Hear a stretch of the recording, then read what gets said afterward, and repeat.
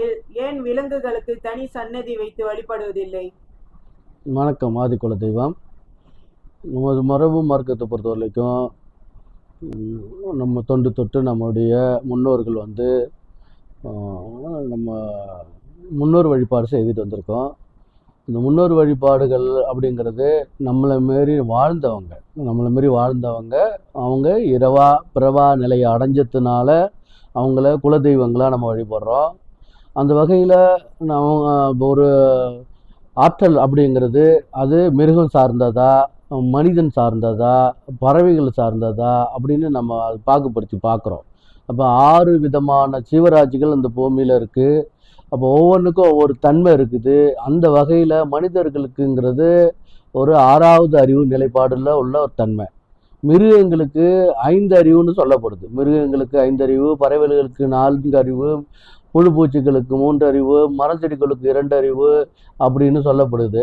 இப்போ இந்த இடத்துல நம்ம பார்க்கும்போது அப்போ ஒரு மிருகம் ஒரு பாம்பை, ஒரு விஷங்கொண்ட பாம்பை நம்மளால் கட்டுப்படுத்த முடியாது. அது கடிச்சிச்சுன்னா அந்த விஷம் நமக்கு தலைக்கு ஏறும், நம்ம உயிருக்கு ஆபத்து அப்படின்னு நம்ம பார்க்குறோம். அதேமாரி ஒரு வெறி கொண்ட நாயை நம்மளால் கட்டுப்படுத்த முடியாது, கடிச்சிருச்சுன்னா அது நமக்கு விஷம். அதேமாரி ஒரு பண்டி அது கடிச்சிருச்சுன்னா அவனுக்கு பிச்சு வெட்டு தான் அவங்க இறக்குறாங்க அப்படிங்கிறத நம்ம பார்க்குறோம். அதேமாரி தான் ஒவ்வொரு மிருகமும் தாக்குதலுக்கு உண்டாக்கும் போது அதை தற்காத்து கொள்கிற அந்த ஆற்றல் நமக்கு இல்லை. நம்மளுடைய முன்னோர்களுங்கிற அந்த தெய்வத்துக்கு உண்டு.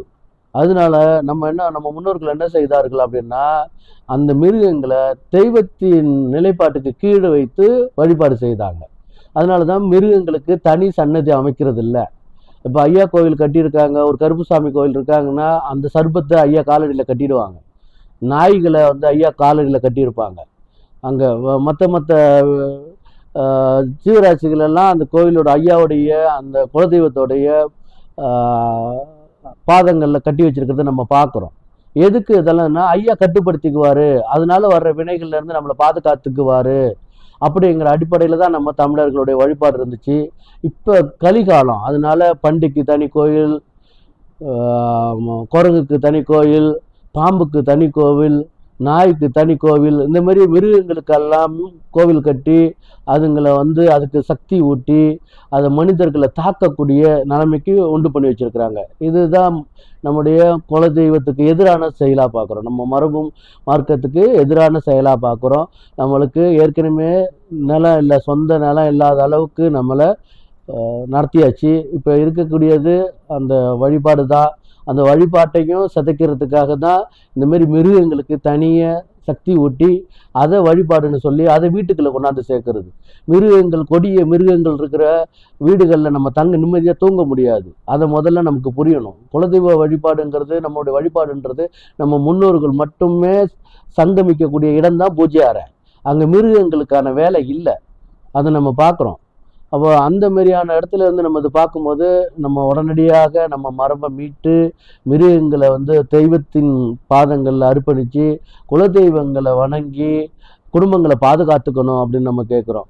மிருகங்களை வணங்கி அதோடைய தாக்குதலுக்கு ஆளாகாதீங்க. மிருகங்களுக்கு 5 அறிவு தான், 4 அறிவு தான். அது நின்று யோசிக்காது. நீங்கள் அதோட காலை வச்சு மிதிச்சு பாருங்கள், அதோட வாழை வச்சு மிதிச்சு பாருங்கள், அது கடிச்சிட்டு தான் மறுபடியும் அது யோசிக்காது, கடிச்சிடும் உடனே. ஆனால் தெய்வம் அப்படி இல்லை, நிற்கும், நம்மளை மன்னிக்கும். அந்த மாதிரி பார்க்குறோம். பொறுமையாக நம்மளை அடுத்த கட்டத்துக்கு எடுத்துகிட்டு போவோம், நமக்கு வழிகாட்டு, நமக்கு துணையாக இருக்கும் தெய்வம்ன்றது.